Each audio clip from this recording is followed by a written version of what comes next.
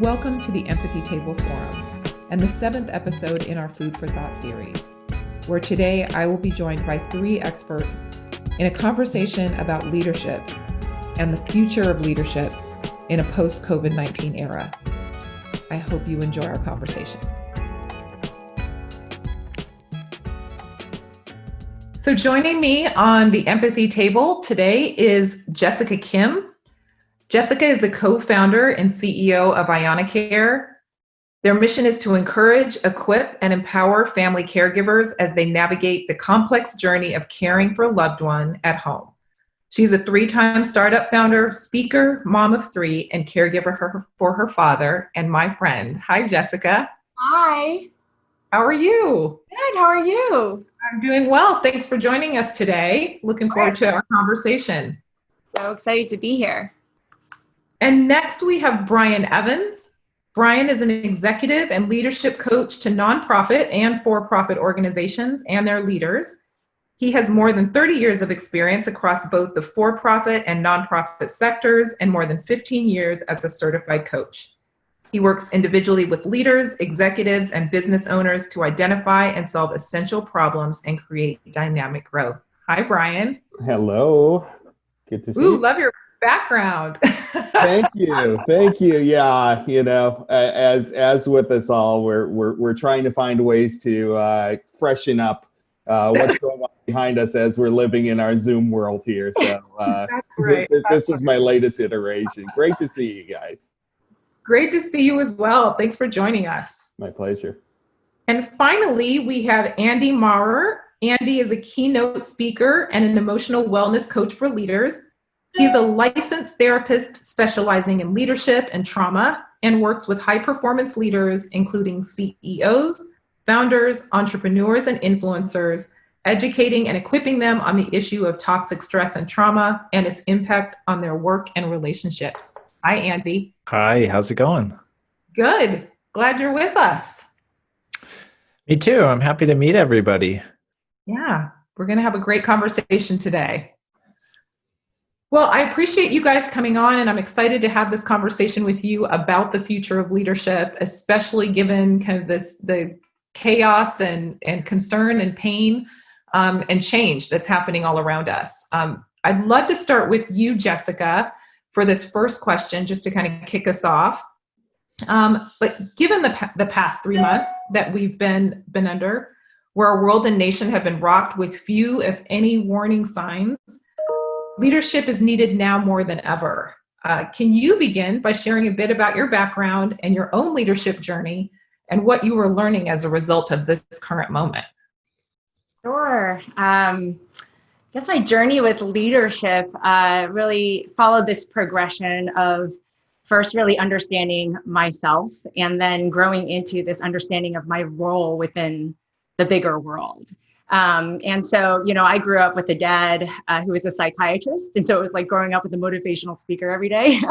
And he was just really influential in shaping my mindset and self-confidence. And I just remember coming home one day from, as young as high school and saying, oh, you know what, I'm going to go and become secretary of student council. And he said, well, okay, that's great, but what about president and why wouldn't you go for that? Like, what's the difference in your mind? And I started sharing about the vision and the change and what I want to do.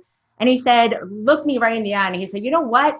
Why limit yourself? Like, it doesn't matter if you're tall, short, Asian, female, dark skin, light skin. If you let your vision drive you, then that will make you, and you believe in yourself that you can do it. It really starts there. If you don't believe in yourself, how can anyone else do it? And so, that really taught me early on that the importance of, if we want to be leaders, that we first have to, be rooted in why we want to lead and the change and the vision, and then to believe that we can do it. From there, I have since then, worked at large companies like Kraft Foods, led a large functional team. My second startup was VC backed in the parenting space, and then it got acquired by a larger global publishing company. So I was there as president for 2 years. And now I'm working on my third startup, going back to the early stage 4-person team. We just raised our seed round. but we're trying to innovate in a large, in the large space of healthcare with large enterprise customers. And so I think after all of that, what I've really come to realize in leadership is that it's all about the who. It's who you are leading. Sometimes we get so obsessed with the pursuit of leadership that we so focus on what type of leader are you? What Enneagram are you? What Myers-Briggs are you? And in a sense, that's like feeling it's so self-focused. And instead, we should be really focused on the people that we're leading, and to really humanize everything, humanize everyone that's involved, humanize your customers, humanize, the social society around you, to humanize your employees, your investors. And so I think, especially with what we're going through today, we can get caught up in statistics and policies and regulations. And I think we as leaders have to step back and say, who are the people behind this? What is the human life impact behind all of the decisions that I make? Yeah, so true. So true. Thanks for that. Brian, if you wouldn't mind sharing a little bit about your leadership journey and what you're learning, especially as a coach in this moment.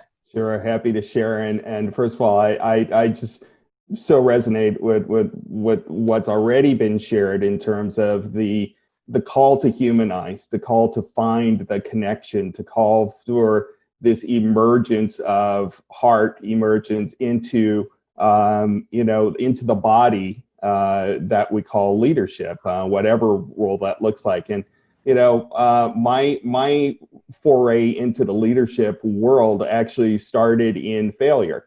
I led a company it's been about 25 years now. And it was a multi-state organization, 125 employees, $8 million company. And I was being groomed to be the president of that company. But I didn't have the leadership wherewithal to actually sustain the title. And so after a period of 18 months, I was fired from the position. And I went through a period of introspection, and I decided that I needed to learn and grow in terms of how to really lead people by virtue of vision. And so that journey led me to work for Franklin Covey. Actually, I was working at Franklin Quest at the time before they merged with the Covey Leadership Institute. But one of the most instrumental things for me was having the opportunity to meet Stephen Covey. And in that moment, I heard him talk about executive coaching and leadership coaching and the value of not only having the strategies and the structures and the title of leadership, but also having the vision and the mindset as both the base, the vision being the base, and the mindset being the apex of a pyramid, if you will.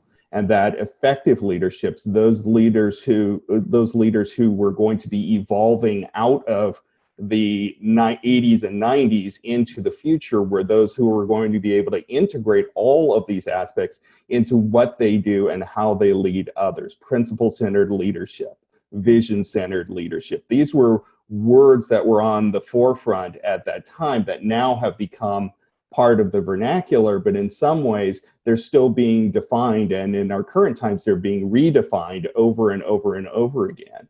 I love what Jessica said about it's about the people around us. And in my perception and in my experience with my clients, defining what 21st century leadership looks like is the 21st century leader is less like the 20th century leader, which is sort of this heroic George Patton, do what I say, we're going to overcome model. And 21st century leadership is more like a modern alchemist. How can I find the gold in each person who I work with and help position them in a way that their gifts, their strengths can come out, and so that as a collective, we can create so much more than if I, as the titled leader, say this is the way that we're going to go. And it requires a great deal of vision and humility and a willingness to step aside and lead from behind and allow others' genius to shine through, but then be more of this collective manager, this alchemist, as I said, to really bring this forward. And I think what we're seeing in the current environment is the struggles of the heroic 20th century leaders to lead in the midst of crisis. and the emergence of the 21st century leaders to work with their teams so that the crisis becomes something that bonds them together, so that they galvanizes them rather than fractures and separates them. Gosh, so good and so true. I love that there is almost an embrace of that new paradigm, and we'll talk a little bit more about that as we go on. But thanks for teeing that up. We will definitely circle back to that. Thanks, Brian. You're welcome. Andy, you come at this from an even different perspective as a coach and therapist. So you're looking at leadership, I think, and even in the conversations you and I have had that have been so fascinating, that you're really looking at the whole person as a leader. And so often we talk about leadership and we talk about how leaders focus on people, as they should, and how they humanize the people around them and respond as a leader to them. But you really look even at the person who is the leader, and how do you equip them to be a whole person and bring that whole person to their own leadership approach. So I would love for you to share a little bit about that, and your own kind of thoughts about leadership in this moment. Yeah, didn't originally want to work with leaders early on. I thought, I just want to be a therapist. I want to work with whoever comes in my door. And what I realized as a therapist is I started having some of these higher level leaders, ministry leaders, pastors, CEOs, founders, entrepreneurs enter into my office and begin to process things that they don't process outside of that room. And it made me realize these people need a lot of support and they need a lot of care. So I pivoted and I shifted and I focused specifically on those leaders. And there's really not a whole lot of content or research around emotional well-being and leadership. They're especially around the issue of trauma, which we can get into today, maybe at a later time. But I think that is going to be one of the key components of leadership moving forward, is a trauma-informed approach to leadership. Partly because we're all experiencing trauma around us. And when we look at the research, I surveyed over 5,000 articles in the top 10 editorials, Inc., Forbes, Harvard Business Review, and not a single article addressed how leaders deal with their own personal trauma. And yet what we know from the research is that trauma inhibits every aspect of creativity, performance, collaboration, emotional well-being, and connection. So I really wanted to focus with leaders, because I found that leaders who didn't face their story and they didn't heal their story, they repeated that story on people that they led. And that happened to me in my life with leaders who, instead of healing their story, they used me to they took advantage of me to accomplish their means. And what my heart is for is actually to help leaders free up those spaces to be emotionally whole, so that they can lead from a place of wholeness rather than a place of fragmentation, so that they can reclaim their story rather than repeat their story. Yeah, well, I'm looking forward to unpacking that more as we go along, because I think there's so much richness in the work that you're doing, especially in the moment that we're in.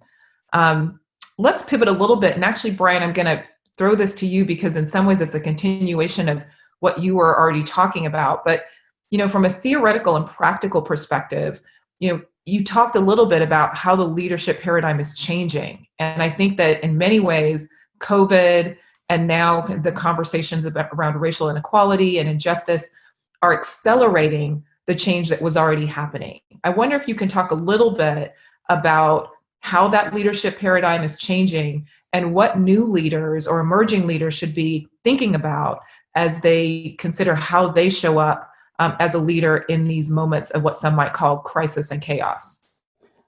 What I'm seeing is there's really a couple of different dynamics that are happening in this. You basically have two pandemics happening at one time. One is obviously the viral pandemic, and the second being the pandemic, which is the expression of the underlying calls for social change, calls for social justice, and the activation of people on a wide scale towards that end. And when so leaders are being called forward, but they're being called forward in very different ways. So on the one hand, there was the initial response to COVID-19. And what I saw was that leaders fell into three categories. There's the authoritarian leader who basically said, we're going to pretend this isn't happening and we're going to keep ourselves on track, and all of the expectations are the same, never mind that anything's going on. And on the surface that seems callous, and yet that's what was happening in a lot of circles. I have, for example, a client who works for one of the big three auto companies, and their leadership said, we're going to pull ourselves up our bootstraps, and this is our quintessential American moment to overcome this and to continue as if this wasn't happening and it's business as usual.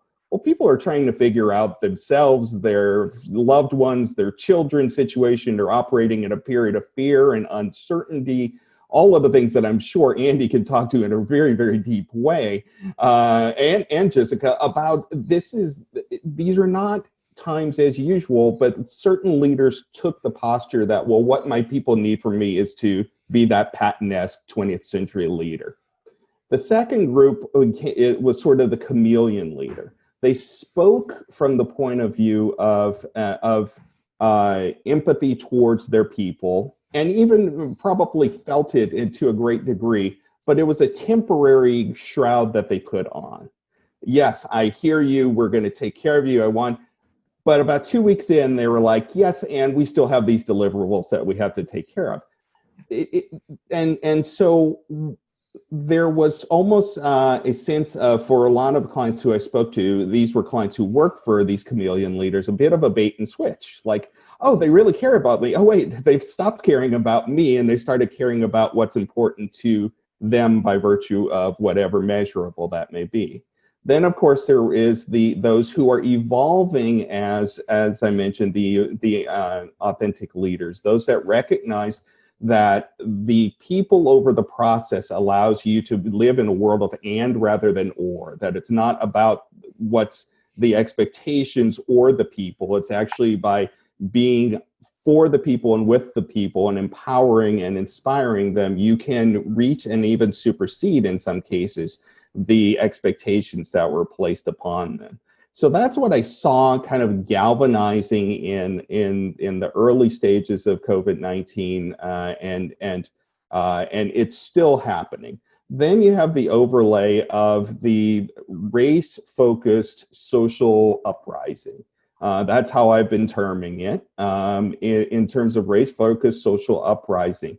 And I think what is there, while there is a lot of enthusiasm and a lot of energy, I described it on with some clients a couple of days ago as this was a volcanic eruption. And what we know about volcanoes is they don't spontaneously erupt. There's been a building for some time, and then there's some sort of a flash that allows it to come through. What it's brought on a positive side, the gift and the struggle for a lot of leaders and a lot of people in general is it's caused them to take a step and a moment. And this is where the safer at home and other sort of stopping of COVID-19 really allows for deep introspection to happen. A lot of leaders are now embracing that introspection to the best of their ability at the moment to say, things are actually quite different than they thought that they were. Some will take this opportunity to look at their lives and the lives of those around them and say, do I know this person who I'm working with, who I'm leading, or do I know what I think about this person who I'm leading and working with? I'm seeing more and more, at least the evidence that people are willing to do that, whether that's sustained or not by virtue of the race-focused social uprising remains to be seen, but I'm hopeful that there have been some percentage of people who have awakened to recognizing that no matter how good I am as a titled leader, I still have to do my inner work. And then doing my inner work, I have the opportunity to really create something special. Yeah. Well, that's actually a great segue, I think, for you, Andy, because this is a unique moment for a lot of leaders, because not only are they, as you mentioned, leading oftentimes not having dealt with their own trauma, but now they may actually be leading people who are experiencing new trauma. And they themselves then experiencing new trauma in the kind of the reality that we're all living through right now. I wonder how you might talk to or speak to the leadership paradigm change, especially in light of what for some leaders is a complete unknown territory that they're charting. Yeah, I don't think that you can sit with someone else's discomfort or pain or struggle unless you're willing to sit with and face your own pain and struggle. That is the struggle, and that is the complexity around emotional connection. Is that if I'm not emotionally connected to myself and my own story and my emotions, research has shown us that when someone else's trauma pops up, we will actually push them away and we will avoid them, because avoidance is the number one symptom of trauma. We don't want to be around the things that smell, taste, touch, feel, sound, or we see that remind us of our own story. So I think as caring as we want to be as leaders, most of what's happening on the inside of leaders is subconscious. So we do know that around 95% of our behavior is subconscious. It's below the prefrontal cortex. It's below the rational part of the brain. Now that's a large portion. The way that we access that is we learn how to slow down. We learn how to breathe. We learn how to reflect. Well, for leaders who are hard charging, they don't want to slow down because there's something that happens when we slow down. We have to start to feel and face what we've been running from. And sadly, I think a lot of leaders are either running to something, they're running to some identity or performance or success to try to define them, or they're running away from something that they don't want to face. So the only way to really connect with other people on a leadership team is learning how to connect with those things that are happening on the inside of us. And I think one of the biggest issues that will arise is how we as leaders deal with our grief. I don't think that you can move through this phase or this process or this stage or this season without realizing that there is grief everywhere, all around us. And grief is simply a response to loss. And grief is unique because if you try to fight grief, if you try to grab it by the collar and tell grief how long you want it to last, how you want it to behave, and what you want the outcome to be, you will feel burned out, you will feel lost, you will lose your passion, your energy. And I think that's actually what's happening a lot is we're experiencing grief. No one is really guiding leaders how to move through that. They're telling them to push through. And inevitably, we're going to hit burnout and depression and anxiety. And I think we have to start talking about grief and realizing that there's loss all around us. And if we don't address the grief, we'll move to depression, which I define depression simply as to depress something or to push something down. Naturally, there are emotions or feelings that want to arise, but leaders often feel like they're going to be restrictive to their leadership rather than letting those emotions be informative to their leadership. Yeah, thanks for that. Jessica, I'm reminded, we have two coaches on, and then you right now as a leader, as you mentioned, for the third time with your own startup and having led a team in the past, a larger team.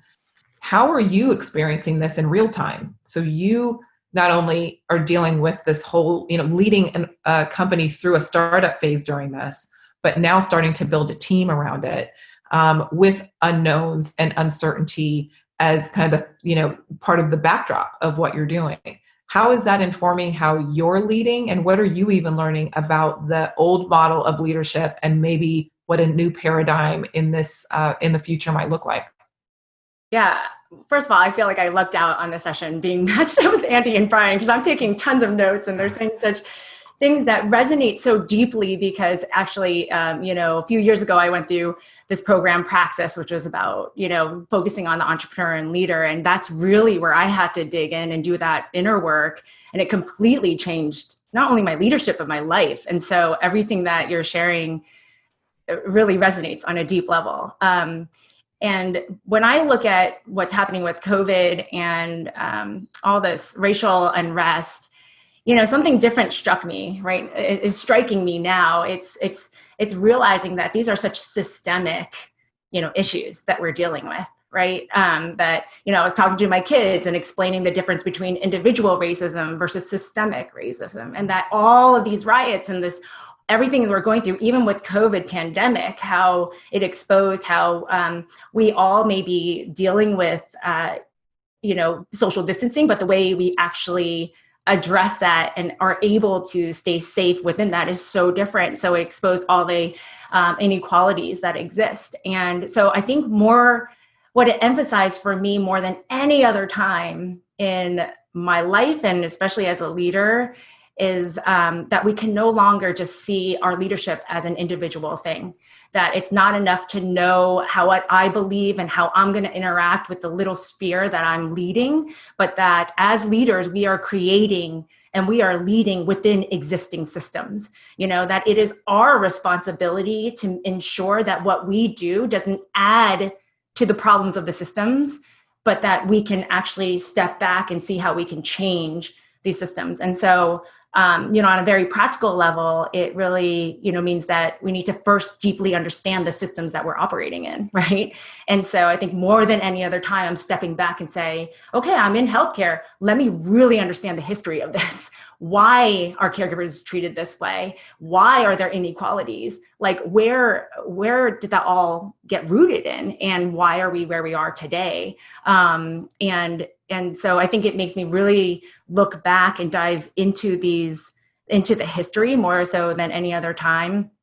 And then I think it's also adding a total extra layer of scrutiny on all aspects of leadership, whether it's the strategic decisions that we make or who we hire, how we hire, what our culture is. Yes, how I'm going to prioritize taking care of myself. But really with this extra level of scrutiny to say, is even what we're building and the whole purpose of why I'm leading something towards a certain mission in fruition, is that going to create more opportunity?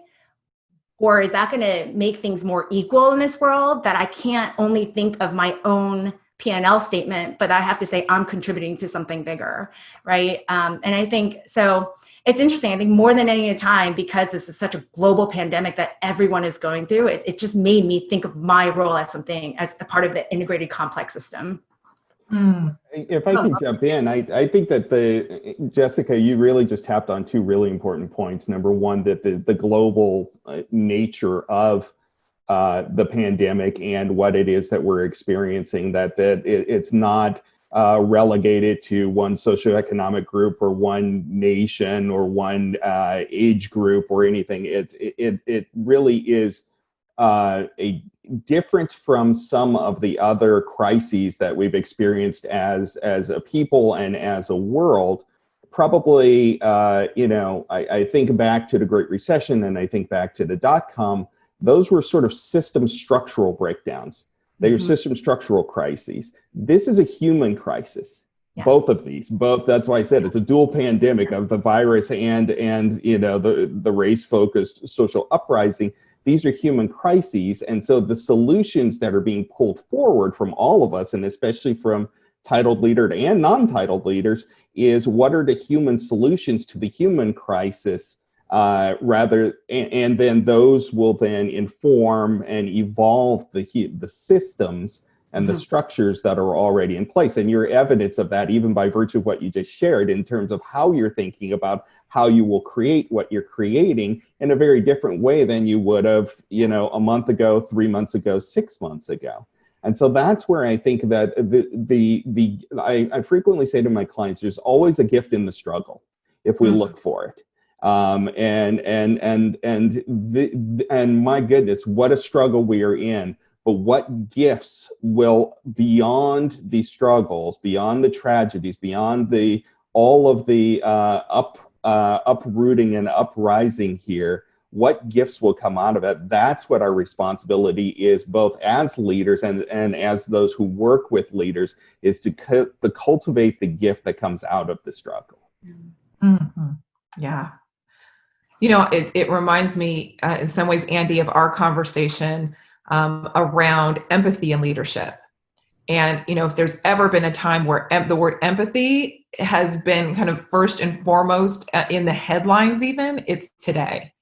And so I would love to even have you talk a little bit about the role of empathy in kind of the leadership paradigm, and if there are any skills or tools that you're now emphasizing more with your clients as there is, again, this unknown future that they're having to prepare for? Yeah, that's a really good question. I think that there are two kind of routes you can take. One is to say that if my story is similar to another person's, I will be able to empathize better. And yes, that's true sometimes. So we know that if a client sits in my room and they have a similar story to me, similar upbringing, similar struggles, I will be able to enter into those spaces a little easier because I'll understand. Now, at the same time, we have to be aware, because research also shows that the closer our story is to the person we're sitting across from, sometimes the less empathy we will have on them. Because what we're doing is we're trying to project our story upon someone else and thinking that somehow it's similar when it's really not. And instead of listening well, we're going to be thinking through our lens. And we just have to be careful of that. We have to be self-aware enough to know, is this to the benefit of my client that my story is similar? Or is this to their detriment because I'm wrapped up in my story and I can't step back and be objective on what's happening here? On a practical level, there is a technique that I love and that I think is really powerful, and it's simply switching chairs. So with clients, if they sit on the couch, I'll have them switch cushions, and I'll tee it up with them. So sometimes clients will sit with me and they'll talk for 20, 30 minutes. I don't really feel like we're talking about anything. They're really guarded and defensive. So I become really curious and I wonder, I think there's something there, but I think that they're being pretty defensive. So I'll ask them to switch couch cushions, and I'll ask them to just be an observer with me on the person who's sitting next to them. And I'll say, over these last 30 minutes, as you've watched them and as you've observed them, what are you noticing? What do you see? And they will tell me all kinds of things about that person that they would not have told me sitting there telling me directly, because it decreases shame when you switch chairs and you look at yourself from an outside perspective. And then I'll have them go sit back and we'll reflect and we'll process. But I think switching chairs psychologically is extremely powerful. To even have empathy on myself, oftentimes I will take a step back and I will reflect on looking at myself and ask questions such as, what is he feeling? What's going on? What's hard right now? Why might he be struggling right now?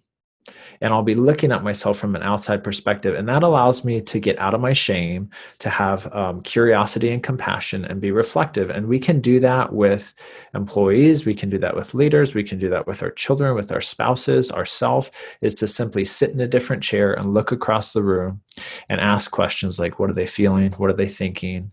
What do I feel like they need right now in life? That's a way that I have developed empathy for myself and my clients. That's good. Mm-hmm. Jessica, I wonder if, as you're leading in this moment, are there aspects of leadership that you thought you had down, or where kind of the old model of leadership you might find are insufficient in this current moment? And are there new kind of tools or skills that you're even seeking out as you start to think about what your own leadership looks like in a startup? Going into an unknown, uncertain future? Yeah, I think it's like we touched upon earlier on, which was, typically we think of leaders, especially the startup founder. It's a visionary. It's a person that's going to inspire everyone. I know the way. Let's go this way. And it's constant selling and rallying and for people to follow and invest in you and come along your journey and take that risk. And so I was like, yeah, I can do that. I like that. But I think in times of crisis, what I'm realizing is that first and foremost, we have to let go of our titles and be human first. Like, it's to mourn and to lament together. And it's to say that as a leader, I actually don't have the answers right now, right? That we are all like fellow human beings experiencing this together. And to end that with a period, not with a, oh, but we're going to do this. Oh, but it'll be okay, but it's to be period. Like, let's lament and mourn, and we are feeling this together. And then I think, what sets us apart as leaders is that there is a point where then we have to rise up to the occasion. But what I realize, it's not to say, here's the answer, this is the path, but it's more leading in how we learn and and how we really share. So it's really the learning aspect of leadership is something that we don't often talk about, because we think leaders have learned all their ways and now they're teaching other people. And I think in these times where everything's up in the air, like how we model, how we learn is actually the truest way that we can lead. So I think, acknowledging that we don't have the answers, being very human, lamenting mourning, and then let's let's dig in and learn together. And then there's a point where you have to say, okay, well, this is what we know and this is what we don't know. Here are clearly laid out options of the foreseeable future, right? So we might not know what next year looks like, but we know what the next 3 months may look like, right? So let's look at that and clearly empower people individually, what their role is in getting us there. So they feel empowered. And I think the ultimate goal is through all of that they feel like they're their own leader, right? That they feel that empowerment and that trust and that processing, that they had that time to process together, where they're just saying, I'm now with you and I'm going to lead my own part along with you. And I think, that has really changed, especially during this time for me, and how I'm rethinking of how I should lead. So your answer reminds me of, Brian, when kind of COVID first set in and we all, were in lockdown in our homes, you started a series and you specifically focused on, throwing out the long-term strategy as a leader and really focusing on, what can you do in the next 90 days? And it really has been kind of an inspiration for me as I've even thought about my own leadership. I'm wondering if you can touch a little bit on that, and is it still relevant in this time now that we're starting to open and we're a little bit freer to move about and come out of our homes? And are there new tools, skills, resources that you're emphasizing with your own clients as you're equipping them to lead in the future? Yeah, thanks. I think it is still relevant because there, on the one hand, certainly in publicly traded companies, they've been living in a 90-day to 90-day mindset anyway. It's generally tied to quarterly performance and reporting, and so on the one hand, it wasn't that much of a stretch, but what it did and what it continues to do is allow people to just focus on the next steps right in front of them, because frankly, we have no idea what the next 90 days or 91st day is going to look like from now. But what it allowed people to do, Christy, is that it allowed people to take a moment to breathe and just say, I'm just going to look at what's under my control or influence over these next 90 days, and I'm going to begin to incorporate such gifts as resilience and agility and non-attachment. There's so much before COVID-19 hit, there was such attachment to what is my plan? What are my projections? What are my numbers? And those all just completely went out the window. And so we're learning some harsh lessons, but we're learning some valuable lessons as well in terms of having flexibility and resilience and agility and non-attachment. And so again, if we can create a plan that says, I'm going to create this plan in the moment, knowing what I know right now, and it may be completely irrelevant a week from now, but the process allows me to exhibit and experience and cultivate greater ease in the resilience and the agility and the non-attachment. And those are incredibly vital leadership gifts that can be carried forward when not in the crisis. So I think that's where the value came through, and that it still continues to have value for those who are willing to practice it. The fact that we are reopening, the fool's goal in reopening is the sense that, oh good, we can get back to normal. And I hear it on a daily basis, and I encourage my clients to take a look at what if you took the lessons not of the previous X number of years that you've been operating the work that you do, but the lessons of the last several months and integrate those. I have sort of I had three, and then I listened to Andy, and I learned and had the insight of a fourth one that I encourage the clients, the leaders who I am working with right now to consider. And going back to my mentorship with by Dr. Covey, it is seek first to understand, then be understood. And there is a cry for listening right now and valuing of those who we work with, leaders working with their teams. And so the first step in that is ask questions and listen. Seems simple, it's very rare. Even amongst the clients who I work with, is guiding them through the listening process and really listening for how can they be of service? How can I be of service to this person? Because as I'm in service, they do so in return. The second is to give up this sense that I have to know all the answers. Jessica mentioned that.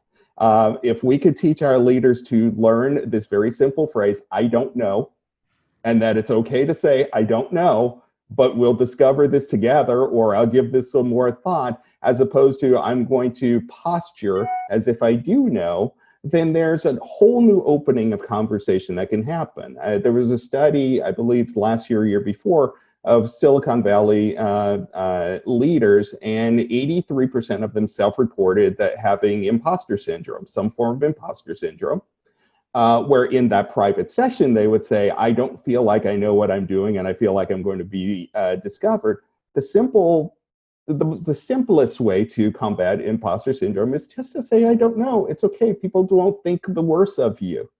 The third thing I think is that the people over process. Again, going back to what I've already said about this is a human crisis and the human solutions will arise out of it. And there's no sign of weakness by letting someone else have the answer, come up with the answer. When you're empowering and inspiring people to come up with their own answers, you actually are expanding your leadership rather than contracting it or diminishing it. So I think there's some, and then the fourth one, which I accredit to Andy, is the willingness to destigmatize certain terms as being non-leadership or unleadership or whatever that terminology may be. Grief, as you mentioned, Andy, failure, as I mentioned earlier. Certain words have such juice to them among leaders that they say, well, if I acknowledge that, then something terrible is going to happen or I won't be perceived. But what they will be is they'll be perceived as human. They'll be perceived as authentic. And that's what people want to connect with. Yeah. It brings me to the next question. So thanks for making that very natural segue. But I think it resonates with a lot of people who are doing what so many of you have talked about with introspection and rethinking their own leadership and the personal aspects that then inform how they lead. Especially again, where you're entering into spaces where you yourself have uncertainty about the future, and you're looking at those who you are leading who have incredible uncertainty as well. And I wonder if, Andy, as you've even thought about kind of how faith or kind of personal values and beliefs enter into someone's leadership paradigm, their leadership style, how they relate to others, whether it's their own peer group or their those that they're leading, that they're responsible for. How do you talk to your clients about faith or values, beliefs in the leadership journey? And is that something you're seeing or hearing more about now because of times this is a time of uncertainty and in some cases for a lot of leaders, fear? Yeah, I just love what Brian said about this idea of allowing leaders to be human. The complexity around that, though, is that there's such vulnerability with being human. And I try to remind leaders that you are more than an asset to be leveraged. You're a person who deserves to be known and loved. And yet somehow in their story as a child or an adolescent, they didn't learn that. They learned that they were an asset to be leveraged and that they had to garner performance in order to be seen or wanted or loved or to keep people around. And that goes true for God too. So whatever we learn as a child, we project upon a father, God, which is that in order for God to want to be close to me or to stick around, I got to perform and I got to produce for him, even on my spiritual level. What's difficult about right now is trauma disrupts our spirituality so much. I believe that this is one of the largest social traumas. This is a global social trauma that we're all going through in so many ways. There's racial trauma right now. There's medical trauma. Trauma is just extremely prevalent right now. And I would love to say that when trauma is present, our relationships with God and our faith gets better. But the reality is not right away, because it actually disrupts our view of this all-powerful God. And I actually have seen more clients struggle in their relationship with God. I think I've asked a lot of questions in my personal faith around God's power, his sovereignty, his goodness, as I walk through grief and as I walk through my own trauma and as I walk through my own pain. And if I can move through that, and if I can be heard and known and have the freedom to express those emotions, there have been these windows and these moments where I felt closer to God in a lot of ways, and my clients have. What's unique, though, is that at the story of Job in the Bible, Job goes through these horrific trials, and then he receives back more than what he had at the end. And yet at the end of Job, in the very last section, it said, and Job's friends came to comfort him for all the evil that was done to him. That even though he had received everything back, there was still comfort that needed to be had. And I think we often think that as with our faith, God patches it back up and then we're good to go.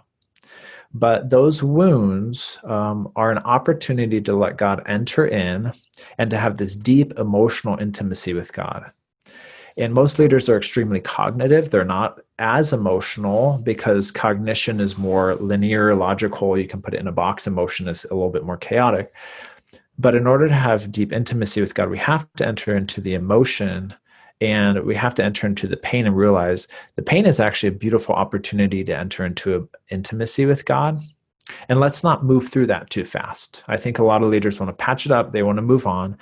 But I always think of my wounds as scars, as an opportunity to always, every day, enter back into that pain so that I can have that intimacy with God. We don't need to not have pain anymore. That doesn't mean what it means to be healed. What it means to be healed is that we let God and others into that pain. So, yeah. That was good.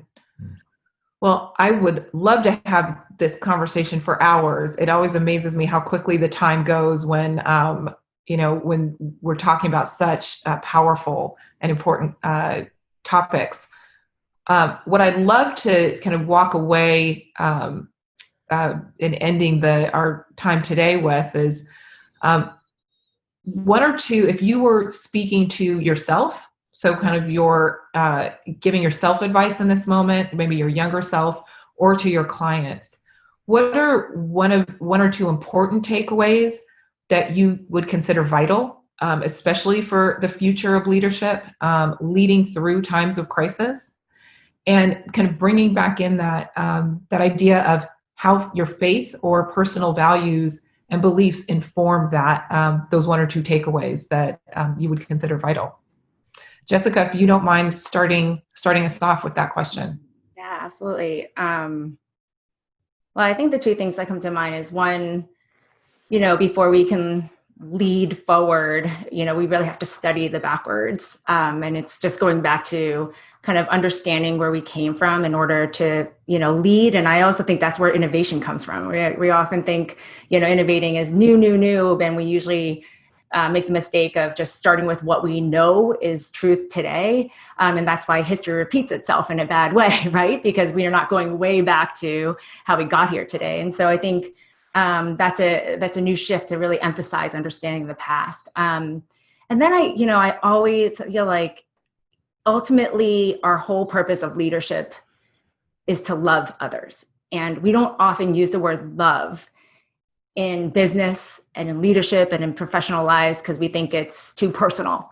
But if we really understand the definition of love and where it comes from, it first starts with understanding, right? And I always use the word study because when you study something, you really have this intentional approach of learning and understanding, and more that you learn, you become more curious, and then your curiosity wants you to learn more, and then you realize you start to care because you learn so much about the whole context. And this is empathy, right? It's like you're learning so much about that world that you're like, oh, I actually care about whoever I'm studying, whether it's a customer or partner or anything, group of people that you're leading. And so you're like, oh, I care about them. And then if we continue to lean into that, when that care turns into love, that's when you no longer look to build things for people to just buy because they're your revenue, or you no longer look to convince people to follow you because you're the leader, but instead they seek your leadership because they feel seen and heard and loved. And so if we were to root ourselves in whatever we're doing, in that goal of loving people, and then you say, well, I don't love that person. Well, what do you have to do to get to love them? I think then that will just lead our actions, and lead towards a better outcome of what we're all going after. Brian, how about you? Anything to add to that? Yeah, I'm just overjoyed that both Andy and Jessica brought up love and business. I in the last 8 or 9 months, I've been encouraging or in some cases signing to my clients to read Steve Farber's Love is Just Damn Good Business, because I think that the more that we can, as I said, destigmatize the word love, however form we use it in these conversations with leaders and leaders with their team, there will be this this authenticity that comes through that is at the heart of leadership. I envision a world where we stop talking about things like servant leadership and authentic leadership, and it just becomes leadership. Mm-hmm. That's the way that leaders respond and the way that leaders connect with the people who they're working with. They become mission partners with those who they're working with. But that it comes from a couple of different, recognition points for leaders. Number one is that leadership is an inside job that's then played out on the stage of the external. Their responsibility in exchange for leadership is to do their own work, to recognize that it's okay to say, I don't know. It's okay to grow. It's okay to change my mind. It's okay to say I was wrong. It's okay to say, I didn't understand where you were coming from, but I really want to, and now I do. And that's okay. That allows for that connection to happen. I think the second thing that I'm offering to a lot of my leadership coaching clients is that the reframing issues as blessings. And it ties into what I was saying earlier about the gift and the struggle. This is where my spiritual path and the vernacular of it can connect with the spiritual and religious paths of those who I coach with, which is that there's always issues, there are always challenges, and there are blessings that are inherent in them. They are not issues solely of their own definition. There is a gift in it. Look for them. And out of those, then, how can you be differently, do differently in the world that you're in? And then the third thing is just what I've already circling back around to, which is that authenticity is at the heart of leadership. We are all, we all bleed, we all breathe, we all, do the same basic things, regardless of title, regardless of compensation, we are here to bring something forward. What are you bringing forward? That is the question for you to ponder. And that the fact that leadership is not a title, leadership is a presence.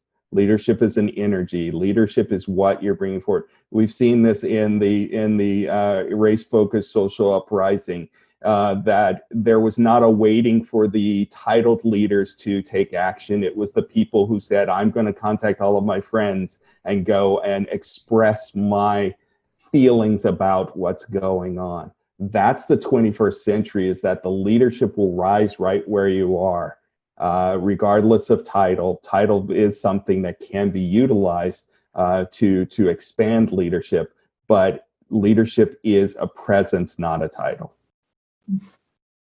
So good. Andy, want to close this out? You asked, what would we tell our younger self and how our faith plays in there? I think if I was really honest, I wish I would have seen myself in my younger stages and just said, I understand why you're doing all of these things. I understand why you're performing. I understand why you're into addictions. I understand why you're struggling in your relationships. I understand that you're struggling with your pain underneath that. And at the same time, in that empathy, offer myself empowerment to say, and I just want to affirm the man you are, the person you are, who you are. I think that would have been very healing. And I have had to learn just in my faith walk how to embrace both the suffering servant and the conquering king. And at the end of Scripture in Revelations 21, we see both the Lamb that was slain and the risen Savior. And that Jesus holds both of these places of position so that he can enter into our pain as the suffering servant, and he can empower us as the conquering king. And I think if I forget that, I will lose the ability to enter into my pain and I'll get stuck there. But then I'll also lose the ability to empower myself to keep going. I think the thing that I've learned the most is the first thing that a child does when they're born is they take a breath in. They breathe in life. And the last thing we do when we die is we exhale, we breathe that life back out. And between birth and between death, it is this process of giving and receiving, both to myself, to others. So giving to myself and giving from myself, letting God give to me and give to other people. So I think if leaders could learn how to breathe by receiving and giving, that would be extremely powerful.